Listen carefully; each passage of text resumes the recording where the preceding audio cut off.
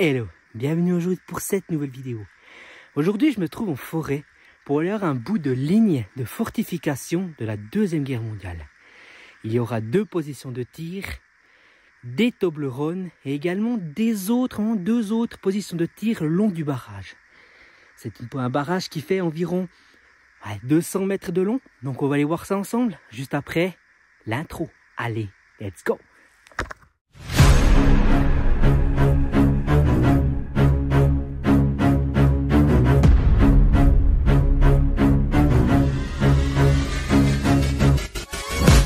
Pour commencer aujourd'hui cette vidéo, je me trouve dans la forêt et juste derrière moi il y a déjà une ligne, la ligne de Toblerone.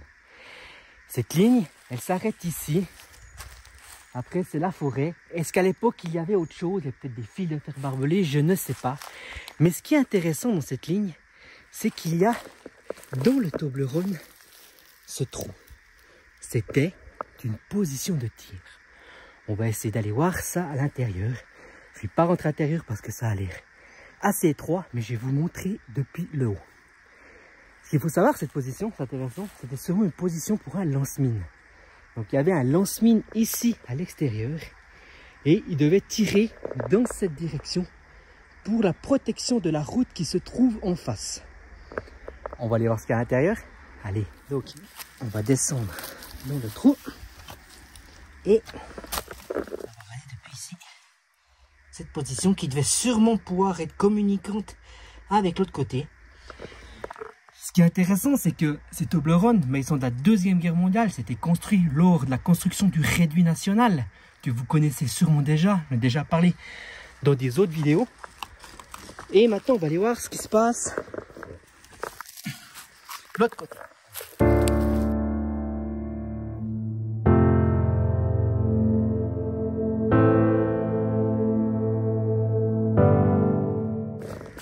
Donc là, on va se retrouver l'autre côté de ce Toblerone, voilà, qui se trouve de l'autre côté. Ça a été comblé, on voit qu'ils ont mis des cailloux, comme on a pu voir depuis l'intérieur. Mais c'est un beau socle en béton, regarde-moi ça. Et puis là, on voit la ligne de Toblerone depuis ce côté.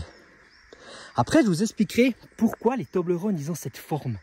On voit que ce côté, ils sont bien carrés. Et l'autre côté, ils sont coupés à 45 degrés. Je vais vous expliquer tout ça un peu plus bas.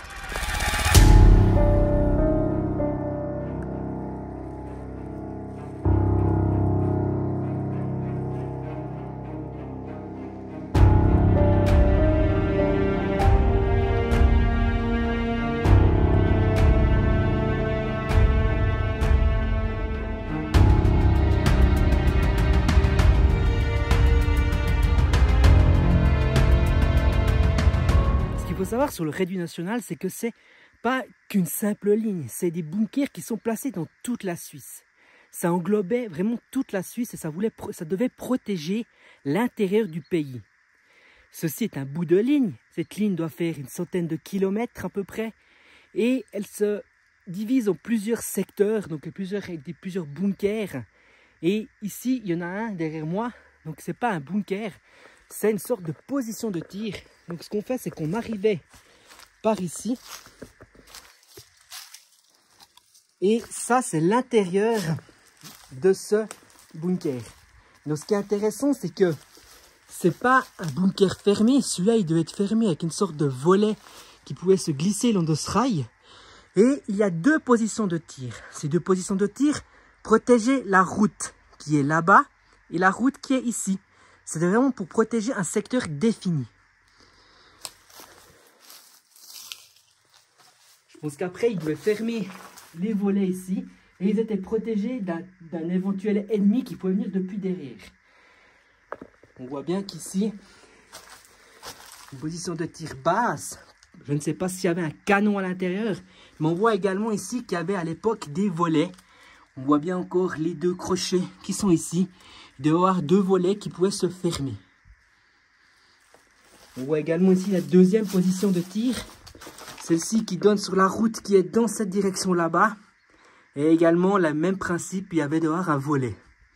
On va aller voir depuis l'autre côté. C'est intéressant de voir ce genre de bunker Sur ma chaîne, il y a bien sûr d'autres vidéos de bunkers, également de la Première Guerre mondiale. Les liens ils seront dans la description. Et maintenant, on va voir ce bunker depuis devant. Donc, depuis devant, on voit bien ces deux positions de tir qu'il y a ici. Et puis, vraiment cette forme qui reste typique d'un bunker.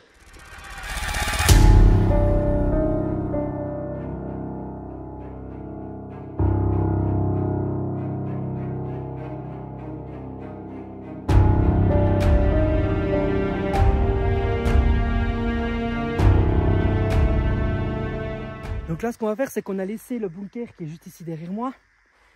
On a la ligne qui continue ici de cette direction. On la voit bien qui va jusque là-bas au fond. Nous, on a laissé au début de la vidéo les bunkers qui étaient dans la forêt là-haut avec la position de mortier. Maintenant, ce qu'on va faire, c'est qu'on va aller voir cette ligne en traversant au milieu. Ce qu'il faut savoir, c'est qu'il y avait une distance au milieu qui devait être respectée. Une distance exacte d'1,22 m. Pourquoi 1,22 m? Je ne sais pas. C'est sûrement pour éviter de laisser passer n'importe quel véhicule. Peut-être que des motos pouvaient passer, mais pas d'autres véhicules. Ce qu'il faut savoir, ces bunkers, comme je vous ai expliqué avant, ils ont une forme assez étonnante. Donc si on vient à ce côté du bunker, on a cette forme qui est vraiment carrée, coupée à l'équerre. Et si on revient à l'autre côté, on a cette forme qui est avec un angle d'un certain degré, je crois que c'est 45 degrés. C'était pour éviter que si un ennemi tirait un obus, il se plantait directement à l'intérieur. Donc au lieu de se planter, il ricochait et il évitait de détruire le Toblerone. Vous savez pourquoi en Suisse on a appelé ça Toblerone? Simplement parce qu'il ressemble au chocolat suisse, celui-ci là, que j'ai mis ici, le Toblerone. Le Toblerone est un chocolat qui a une forme un peu rectangulaire, comme ces blocs qui ont été placés lors de la Deuxième Guerre mondiale par l'armée. Ce qui est intéressant ici, c'est pendant que je parle, mais il fait vraiment il fait pas un angle droit, il fait une sorte de petite boucle. Pourquoi? Je ne sais pas, il y avait sûrement une signification. Et ici, on voit qu'il n'y a plus de Toblerone. Simplement qu'ils ont été démontés par le paysan pour accéder à son champ plus facilement, pour mettre les vaches, pour aller amener de l'eau, etc. Donc maintenant on va se diriger, continuer la suite du barrage. Donc ici on voit qu'il y a un mur en béton. Simplement ils ont utilisé la déformation du terrain pour pouvoir faire ce mur. On voit également dessus ces fils qui sont d'époque. Hein. Ils ont été placés là, puis après, autour de ça, on plaçait du fil de fer barbelé pour éviter qu'on puisse passer par-dessus. Ici, c'est intéressant. Regardez. Ça, c'est également une position de tir. Donc, une position de tir qui donnait directement sur le chemin qui vient ici en face, sur la route. Et elle est également rebouchée. On va aller voir en dessus, mais elle était rebouchée pour éviter que le bétail tombe à l'intérieur. Donc on devait sûrement y accéder par ici. Il devait soit avoir un mur ici et un mur là, et un escalier qui devait donner dans cette direction, et on pouvait protéger ce site. Donc là je continue de marcher le long de ce barrage. Donc on voit bien ici ce mur. Ce mur doit faire environ 2 mètres de haut. Moi je fais 1,73 m, donc il doit faire 2 mètres de haut.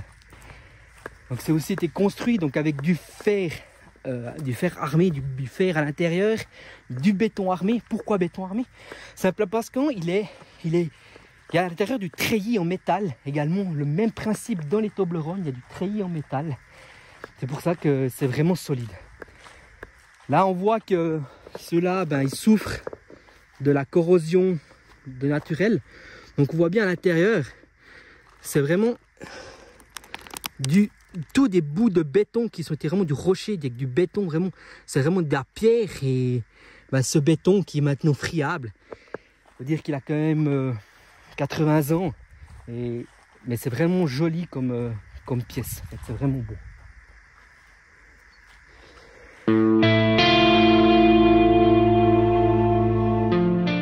Là, je me trouve sous la route d'accès. Donc le barrage protégeait. Donc on a le bunker ici en haut.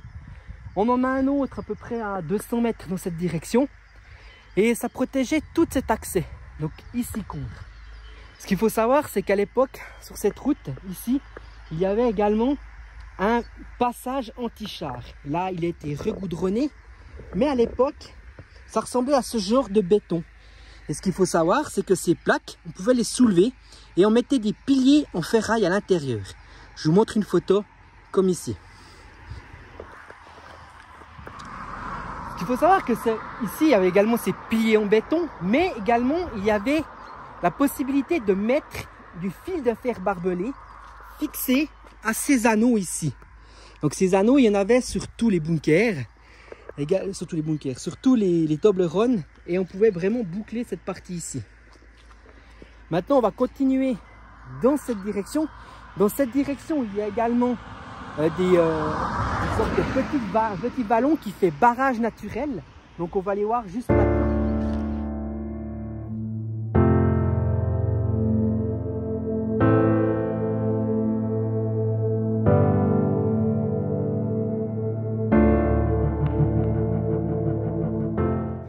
Donc là, je me retrouve dans l'autre côté de la route. Donc on a traversé la route et on voit ici nouveau ces Toblerone qui sont toujours dans la même taille, toujours dans la même position. Donc toujours pour protéger ce secteur qui vient de là-bas. Et là, on voit bien que la corrosion, que l'air, que la nature, regardez comme il est fait. Donc il y a une couche de pierre, une couche de béton. À l'intérieur, il y a de la ferraille également. Et c'est vraiment solide. C'était vraiment solide car maintenant, avec la corrosion, ils perdent leur efficacité. Donc ici, le barrage, il s'arrête ici. Ensuite, il y a un barrage naturel. C'est ce gros trou ici en bas que je vais aller voir ce que c'est parce que ça m'intrigue. Donc on va essayer de faire le tour et trouver un accès. On voit également ici ces poteaux de barrière. C'est des poteaux d'époque qui ont été posés par l'armée à l'époque pour pouvoir protéger en fait le tour. Je vais trouver un petit chemin et essayer d'aller voir ce qu'il y a en bas. Donc j'ai trouvé un accès. On va pas essayer de pas tomber. Ça a l'air énorme en fait, c'est une dépression naturelle. Ça s'appelle également une doline. Mais celle-ci est juste énorme.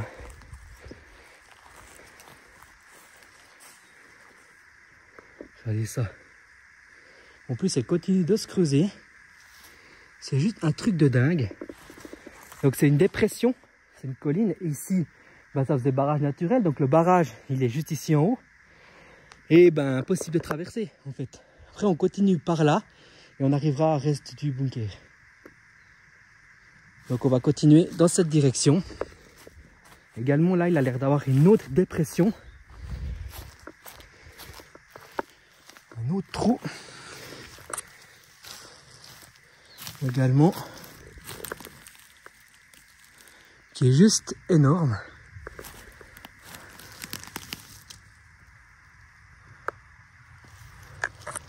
Impressionnant. Donc on va faire demi-tour, on va remonter le long de cette dépression pour aller voir la suite. Donc là, on a les deux dolines qui sont aussi de dépression. Et ici, on a ce barrage naturel. Pourquoi barrage naturel? Simplement, vous voyez, ici derrière, cette falaise, cette petite falaise, ces rochers, ils faisaient mur naturel au barrage.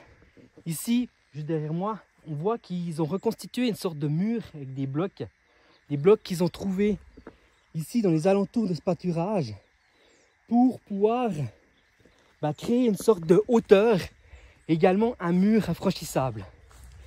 Là, on voit qu'on arrive à la fin de ce mur. Donc, on voit qu'ils ont rajouté quelques pierres ici. Mais ces blocs-là étaient d'origine, donc étaient d'époque. Ensuite, le barrage naturel, il continue dans cette direction là-bas. Et juste ici en dessus, il y a également un autre bunker qu'on va aller voir juste maintenant. Juste que je trouve un moyen de monter et d'accéder par là-bas. Et on va aller voir ça.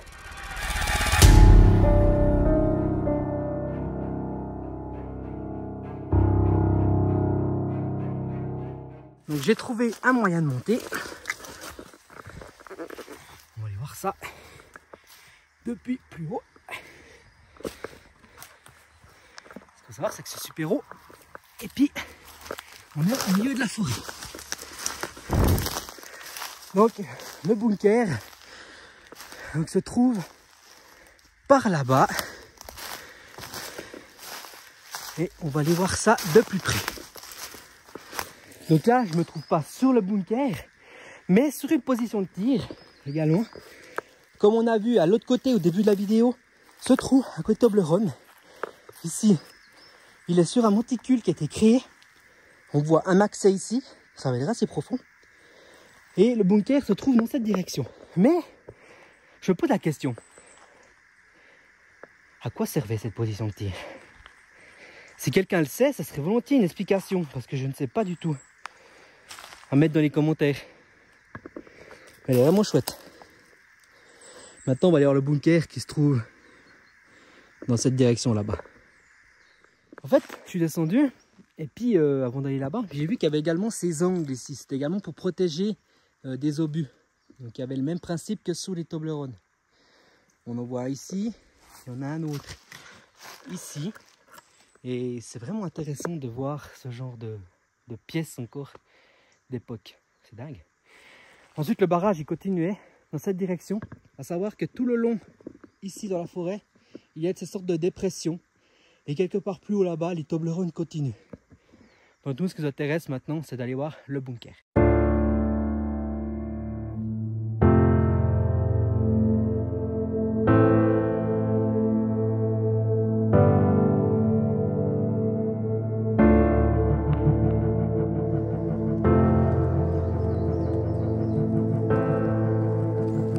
Là, je me trouve vers l'autre bunker, un peu plus petit que l'autre, mais celui-là a la particularité d'avoir 3 positions de tir. Donc ces 3 positions qui sont ici, vraiment divisées sur chaque secteur. Celui-là, l'accès à la route, l'accès au barrage et l'accès à derrière le barrage. Mais super intéressant également de voir ces 3 positions qui sont ici. Impressionnant. Celui-là, je ne sais pas s'il peut être fermé, sûrement avec des plaques. On voit qu'il y a des rainures ici en haut. C'est une possibilité de fermer avec des plaques.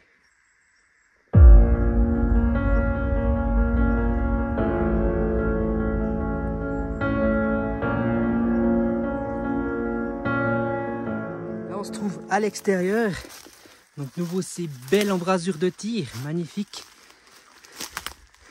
La troisième qui se trouve ici, et la deuxième pardon, et la troisième qui se trouve également ici. Celui-là est vraiment joli, il a vraiment une forme qui est originale, il est vraiment planqué dans la forêt. C'est juste trop beau.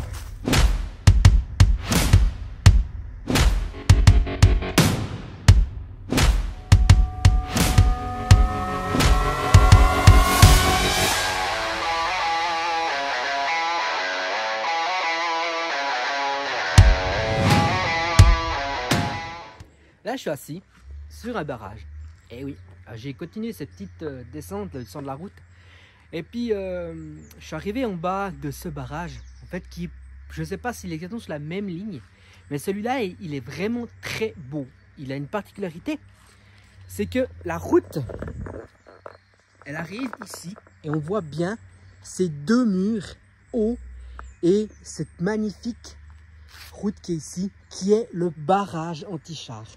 Donc comme je vous expliquais avant, on avait ces carrés ici qui se soulevaient, mais également ces ronds. Ces ronds étaient plutôt situés chaque fois en 2, et puis au milieu de la route. C'était également des sortes de pieds en acier qu'on plantait dedans, et ça évitait le passage de tous les véhicules. Donc celui-ci est assez impressionnant. Donc il a cette partie ici, ce gros mur qui est ici en bas. Également ce gros mur qui est ici. On va faire le tour, on va aller voir ça depuis en bas. Donc là, j'ai fait le tour, on va aller voir. Regardez ça. Donc là, on a... Ils sont tombés. Donc on a une barrière naturelle. Ici, le ruisseau qui ne coule pas actuellement, mais on a cette partie qui est ici. Et puis là, ils ont reconstruit cette partie-là pour éviter que les chars et les véhicules puissent passer soit par ici, soit par là, au-dessus de la rivière et la montée. Donc là, je me trouve dessus ce barrage. Donc ici, on voit qu'il y a cette partie, c'était le barrage en lui-même. Ça faisait goulot d'étranglement. Et ici, on voit qu'ils ont reconstitué une partie de rivière qui fait office de barrage. Et là, comme je vous expliquais avant, la forêt, la montagne, qui fait office de barrage. Donc là, je suis descendu dans le lit de la rivière. J'ai profité qu'il soit vide pour aller à l'intérieur. On voit qu'également ici, il y a un mur. Et puis, il y a ça. Ça, c'était qu'à l'époque, il y avait des barres transversales ici qui traversaient pour pouvoir couper l'accès depuis le ruisseau pour une traversée éventuelle par le ruisseau. Là, on voit bien depuis en bas ce bunker qui est juste assez dingue.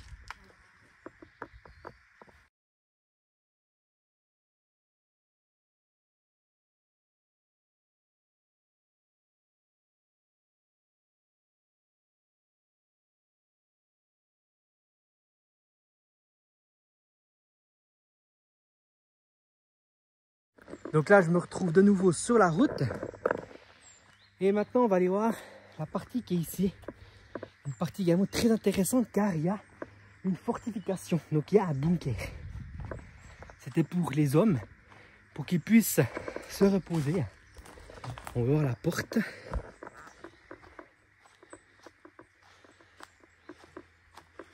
Donc on a cette fameuse porte ici, avec à l'intérieur une autre porte blindée. Ce bunker est actuellement protégé. Il appartient actuellement à l'association Profortin. Donc si vous voulez jeter un œil dans les fortifications de Profortin, n'hésitez pas à aller jeter un œil. Et surtout aller visiter leur site. Donc ici dessous, voilà, on va bien l'entrée. Donc ici dessous, il y a la possibilité d'avoir des couchettes. Donc là, je me trouve bien sûr dans la deuxième partie. On voit aussi nouveau bien ce mur ici qui est super haut. Il y avait également à l'époque une barrière ici en dessus où on peut encore apercevoir ceci. Il y avait des fils qui traversaient tout le long. Il y en avait plusieurs qui montaient jusqu'à la falaise ici en haut. Également, l'autre côté, on les voit avec du fil de fer barbelé. On va aller jeter un œil maintenant, voir dessus si on peut voir quelque chose. Voilà, on voit ici cette barrière. Donc cette barrière avec ces fils de fer barbelés, ces fils de fer barbelés d'époque. Ici dessus, on voit qu'il y a un plat. En fait, à la base, elles sont pointues, mais lors de la construction du bunker, ils les ont tapés et puis ils les ont enfoncés au marteau, au pieu, pour pouvoir les poser. Moi, je vais redescendre par là et puis je vous retrouve directement après en bas.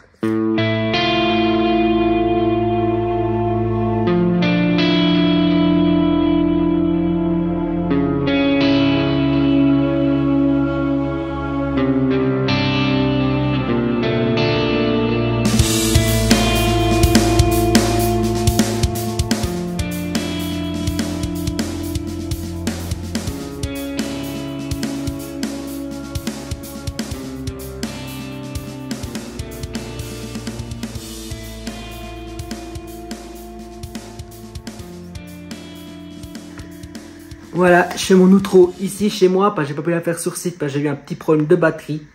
Mon téléphone s'était déchargé pendant la vidéo. Désolé.